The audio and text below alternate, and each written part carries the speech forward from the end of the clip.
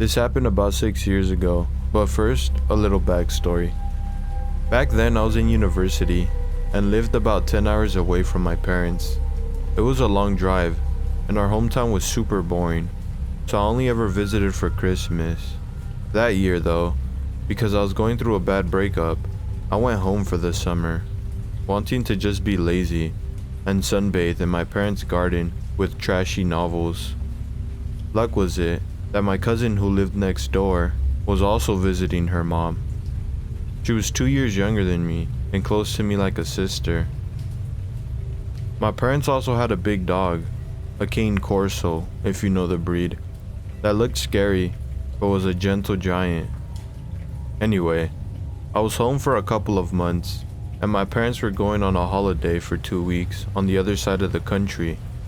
I was okay being home alone, although it was a bit weird, because at this point, I had been living in a big city for a few years and was not used to everything being so quiet at night.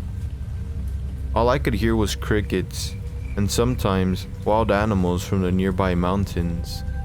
It made it hard to sleep, so I decided to move into my parents' bedroom because they had a TV there and I could keep it on all night for some noise. One night, my cousin came to spend the night because her mom was working the night shift and she didn't want to be home alone, and we decided to watch horror movies and eat pizza in bed. At some point, I fell asleep, but my cousin, let's call her Anna, couldn't sleep. She was quite jumpy and easily scared, so the movies got her freaked out. I'm deep asleep when she wakes me up, super freaked out, saying someone is in the house. My mind is foggy, since there was beer with that pizza, and I can barely keep my eyes open. I tell her she's being paranoid, and she should go back to sleep, but she insists that there's someone in the house. And she starts shaking and crying, so I'm starting to worry about her. I sit up and I hear a noise downstairs, as if someone closed a drawer in the kitchen. I flinch and put the TV on mute. I get up and slowly lock the bedroom door, then tiptoe back to bed and listen carefully. I hear the wooden floors creaking, as if someone is walking around. At this point, I'm starting to join Anna in the freak out. My parents have a sensor light in the hallway. It's placed kind of in the middle of the stairs, so it will go on if someone is walking around both downstairs or upstairs. I can hear the click of the light going on, and I can see the light under the bedroom door. I'm now 100% sure someone is in the house. I grab my phone to call the police, but the town is in the middle of fucking nowhere and I have no service. My cousin is bawling, and I have to put a pillow over her mouth to muffle the noise. She's holding onto the pillow and bites it to stop herself from screaming. Whoever is in the house is now climbing up the stairs. My mind is going 100 miles an hour, and I'm trying to think of all possible scenarios. My best bet is some neighbor noticed my parents' car had been missing for a few days, and they know that our dog is harmless, and they know my folks are doing quite well for themselves, so they're probably trying to find some jewelry or something. I figure if we keep quiet, they'll take whatever they want and then go. I tell my cousin to quietly get under the bed. I look out the window and see nobody on the street. Since my parents' bedroom is next to mine and mine has a balcony, I figure if push comes to shove, we can climb out the window, reach the balcony, and since it's overlooking the vegetable garden, we can jump and hope the soft soil won't break too many bones. As I move to crawl under the bed, the doorknob rattles. Someone is trying to get in. I freeze, and I swear time stops. My heart is beating like crazy. I look around, and the only weapon I can see is my mom's crochet needle in a basket by the bed. I figure I'm gonna stab this sucker in the eye or something. The doorknob rattles for a few more seconds. Then the intruder walks away. I hear them shuffling through the rest of the rooms on the floor.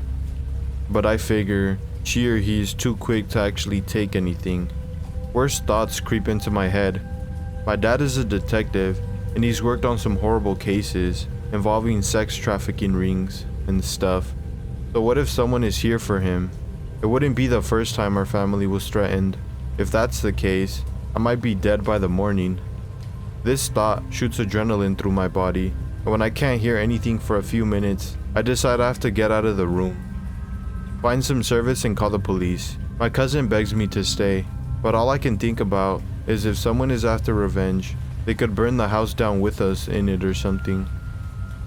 Also, stupid as it may sound right now, I was really worried for my dog too.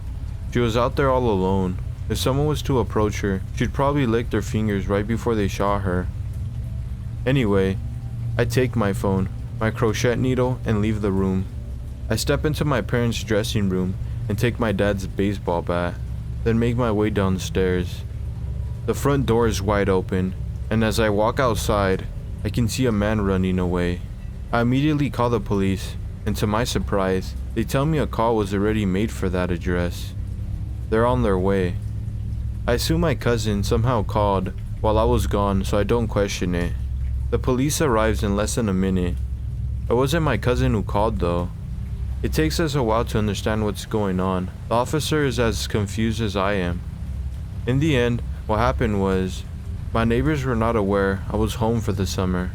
They knew my parents were gone, and when they saw the lights on in the house, they started to worry. I didn't lock the door that night, and my dog has a habit of opening it with its paws and napping on the sofa downstairs. She probably opened the door at some point in the evening and then decided to go back out, and the door was left wide open. My neighbors thought someone was robbing us, so he came in, went into the kitchen to take a knife from the drawer, and walked around to see if anyone was in the house. He called the police at some point, and when I got out of the bedroom, he heard me and got spooked and ran away.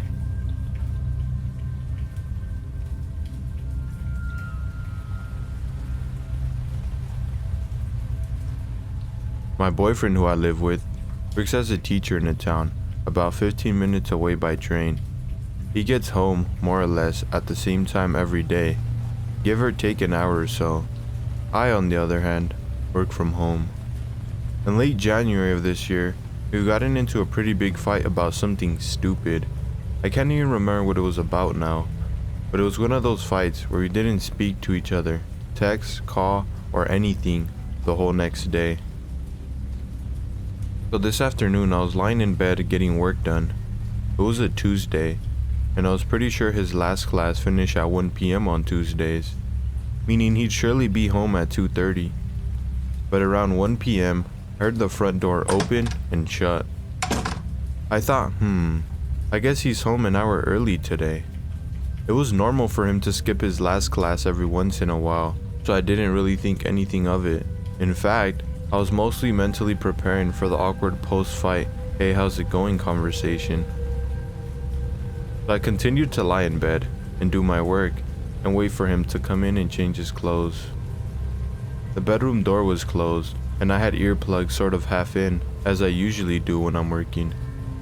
But I could hear the heavy footsteps of him walking around the apartment, as he always does. If we hadn't been mid-fight, and I wasn't so preoccupied with the awkwardness of it all, I might have noticed it was strange how slow the footsteps were, or how long he spent walking around the living room. But I was caught up in the dramatics of the fight and didn't think about it. I was just lying there, waiting for him to finally come in. Finally, the bedroom door slowly opened just a few inches. I turned my head towards the door and prepared to give him a sort of awkward, "We've been fighting for 24 hours, huh?" type of smile. But the door didn't open more than a few inches. I looked and saw that it was a woman's hand with red nail polish on the door. Whoever was there slowly closed the door just as they had opened it without entering the room. I jumped out of bed, ripped out my earplugs, and sort of froze there for a few seconds while thinking rapidly. My first thought, that was definitely not my boyfriend. But then I thought, could that have been his mom? Maybe his sister? Or even the landlady? For some reason I concluded that surely it was his mom or sister. So I opened the bedroom door and walked into the living room. There wasn't anyone there, but the room smelled heavily of woman's perfume. Then I came to my senses and realized his mom and sister don't have keys and have never come over before, and the landlady has never entered without permission. This was a stranger. I ran back into the bedroom and shut the door, now shaking heavily. There's a balcony connected to the bedroom, so despite the cold January rain, I stood on the balcony and called my boyfriend. He picked up and asked him if his mom or sister might come over unannounced. He told me, "No, don't move. I'm calling the police." Thankfully, the police were there in minutes and searched the whole apartment. Of course, nobody was there by this point. It was weird though. Nothing was missing from the apartment, despite us keeping a jar full of money right in the entrance. Nothing was even touched. In fact, it seemed like the intruder came straight to the bedroom, saw my legs on the bed, panicked and left. Also, you can't open that big wooden front door without a key. For a few days, my boyfriend and I were convinced that it was just a landlady being nosy, so I began to feel better. Nevertheless, we demanded that the landlady change our locks. When she came to change them with her husband, she made a discovery. There was a square area by the keyhole that had been scratched away with something. The landlady said surely someone used tools to break into the apartment. Then a day or two later, my boyfriend told me, "I have to tell you something, but don't freak out." He told me that the orange kitchen scissors were missing. Obviously freaked out, I tore the apartment apart looking for those scissors. It's been 6 months, and those scissors are still gone. So the whole thing is just creepy and weird.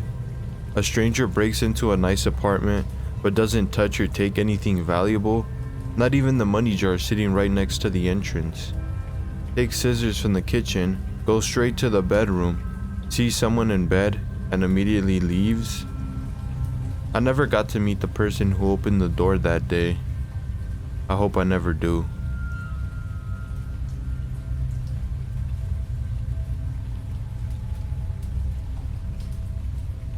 I'm a female, and the story I'm about to share with you happened almost 10 years ago. At the time I was 17 years old, and like most teenagers my age, I was content to lock myself away in my room with my laptop and headphones. In autumn of that year, my parents went up north for the weekend. We live in Michigan, and the Upper Peninsula is famous for its scenery that time of year. I was left with the house to myself for the entirety of the weekend and thought nothing of it. I enjoyed my privacy and didn't mind being alone. Let me tell you about my house and where we lived. Our house is very old and a modest dwelling, 2 floors and a basement. All the bedrooms are on the first floor since the second floor is an unfinished attic. The house itself is about 8 miles from the nearest town. The backyard is pretty large, with an even larger cornfield stretching out for acres and acres, separating the property from the lake on the other side of the trees. The cornfield stretches partially around the house, creating a wall between our house and our neighbors to the east. It wasn't isolated by any means. There are 5 houses very near, 1 on each side and 3 across the street. A local hunter, a farmer, a retired couple, a construction worker, and the local preacher were the people I called neighbors. It's a quiet road, little traffic, and only the occasional coyote howl to disrupt the night. A nice, calm place to live. It was day 2 of my weekend alone. It was a chilly evening, so I shut my window and locked it before I huddled up on my bed with my laptop. I've always been a fan of urban legends, especially legends that have some truth woven into the tale. Truth always makes a good story better, and makes a scary story all the more frightening. While I was zoning out on my laptop, watching horror videos and reading stories online, I heard an odd noise over my headphones. I pulled one speaker away from my ear and focused on the sound. The sound was coming from my window. That was odd. My bedroom is a corner bedroom, and as a result, I have 2 windows. One window facing my neighbor to the west, and the second window faced the backyard. It was the second window that had this strange noise. At first I thought leaves and loose branches were getting blown against the screen, since it was fall and the weather in Michigan can get pretty harsh and unpredictable. But my reasoning didn't quite fit with the sound. It wasn't a banging or rattling, it was like metal wires snapping. I removed my headphones and used my laptop screen as light to see where I was walking without putting a glare on the window's glass. The curtains and blinds beneath were drawn, preventing anything outside from being able to see inside. I was nervous about looking outside, especially because it was so late in the night. I was alone and I had no idea what was going on. I hugged my wall as I slipped my fingers under the curtains and slowly, carefully pulled down one of the blinds so I could look outside. There, standing in the darkness outside my window, was a person holding a knife, cutting at my screen. My heart skipped a beat as my blood ran cold. My instincts told me to not make a sound and stay out of sight. I slid down my wall and crawled on my hands and knees to my cell, sitting on the small table next to my bed. I called 911 and whispered everything to the person on the other line. I told him someone was outside my window and he had a knife and that I was alone. The operator stayed on the line with me and kept reassuring me that the police were on the way, but I swear I could hear my screen being cut open. I kept telling her I wanted to run, but she insisted. I stayed put and didn't make a sound. Suddenly, the snapping sound of the screen wires being cut stopped. I listened, and I almost screamed in fear when I heard a new sound. The knife was digging at the wooden frame of the window, and the man was trying to pry it open from the outside. The motion light in the backyard suddenly flashed on just seconds before the red and blue lights of the arriving police car were shining through my other window. I listened carefully and heard someone running from the car to the backyard. I could also hear their radio clicking on and off as they checked around the area. A loud knock at the front door made me jump. I heard a man call out for me, identifying himself as a cop. Still scared, I opened my bedroom door and crept down the hall. I peeked into the living room and didn't see anything. The knocking persisted, and again, the cop identified himself. I peeked through the window and front door and saw him standing there, his eyes still checking the yard. I flung the door open and almost pulled the cop inside my house, just so happy to see someone else. He asked if I was okay and if I could give a description of the man I saw, but I couldn't. He was wearing all black and had a hood pulled up which shrouded his face. All I could do was describe the large hunting knife he used to cut my screen. His partner joined him on the front porch and told us that he didn't see anyone in the area. I kept insisting on what I saw, and they of course believed me, since a patrolling cop saw the damage on the screen.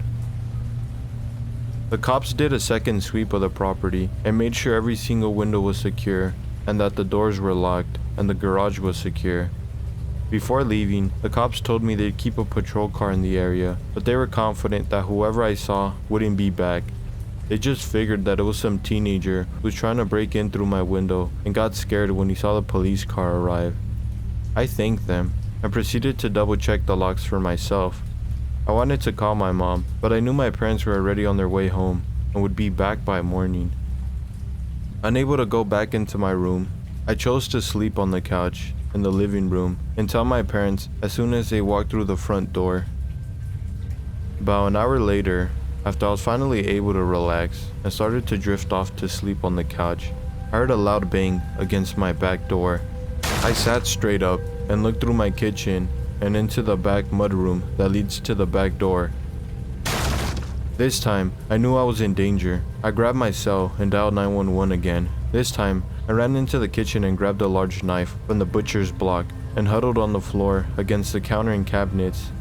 I pressed the phone to my ear as the operator, a man this time, continued to talk to me so I didn't feel alone. I gripped the knife tighter and began mentally trying to psych myself up. If this man managed to get inside, would I be able to defend myself? He had a knife, maybe that's why I grabbed one too, but I didn't know anything about him.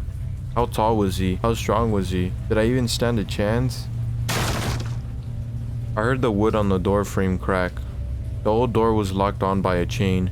One more hard kick could surely break the door down, and then I didn't even want to think about it. I prepared for the final bang, for the door to give in, and for that man to attack me, when I heard a voice yelling over the banging noise. "Get on the ground, drop the knife." Oh, thank God, I said out loud. The cops are here. The operator on the line, who had been speaking me through the entire ordeal, continued to try and keep me calm. I listened to the cop order the man to drop the knife over and over again, but I just knew that the crazy bastard wasn't listening. Then it was silent, and time seemed to stand still. A gentle knock at the front door drew my attention. It was the same cop as before, once again identifying himself at the front door. I told the operator a cop was at the door and hung up. I opened the front door, the knife still in my hand. The cop saw it and very calmly suggested I put it down. My hand was gripping the knife so tightly that my knuckles were white and my fingers were cramped. When I dropped the knife, the cop escorted me from the front door to his car, which was parked in the side yard.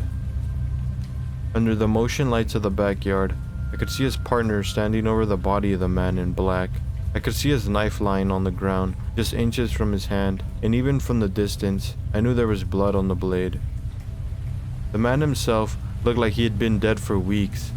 His hood had fallen from his face, revealing it to the night.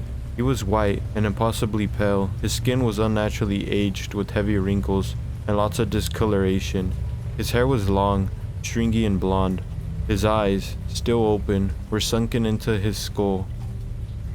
I was taken to the police station to deliver a statement and to ensure that there was no other attackers on my property. When I told them everything I knew to the interviewing cop, another cop walked into the room with a file in his hands. He whispered something to the first cop and handed him the file. I asked him if they knew who the man was, and he nodded. I asked to know who he was and what he wanted.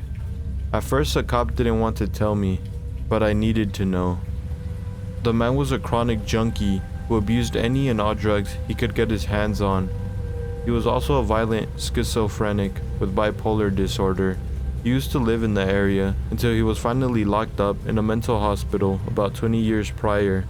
The act that got him locked away all those years ago was a result of his attempt to burn down a local church, declaring that he was the true son of God and that all religious figures, priests, ministers, etc. were false prophets and tools of Satan. The cops figured that he was trying to break into my house because he thought it was where the preacher lived. He had the wrong house and would have killed me anyway if he had gotten inside. After a moment of letting this sink in, I asked why the cops didn't see him the first time I called. His answer sent shivers up my spine, and now I never look at my backyard the same. He told me that the man had hidden in the cornfield the first time and was watching the house from between the rows. He had never left. He was always there, watching the house and waiting for the police to leave.